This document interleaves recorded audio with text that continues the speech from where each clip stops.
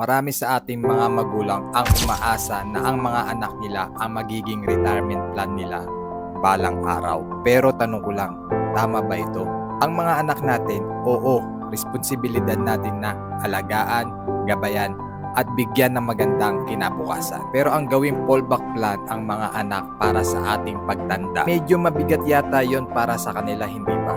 Isipin mo ito, gusto mo ba habang tumatanda sila, nai-stress sila kung paano nila papasanin ang mga gastusin mo habang pinapasan na rin nila ang mga gastusin ng sarili nilang pamilya. Kaya naman mahalaga ang pagkakaroon ng sariling retirement plan. Kahit simpleng ipon, investment, o pagkuha ng tamang insurance plan or healthcare plan. Di natin trabaho ang maging mabigat sa mga anak. Ang responsibilidad natin ay siguruhin maging maayos ang ating pagtanda na hindi umaasa sa kanila. Hindi natin inspirasyon ng ating mga anak at hindi natin gawing retirement plan. Kaya simulan natin magplano para sa sarili nating kinabukasan. Dahil ang tunay na pagmamahal sa anak, hindi nagpapabigat, nagpapagaan ng buhay.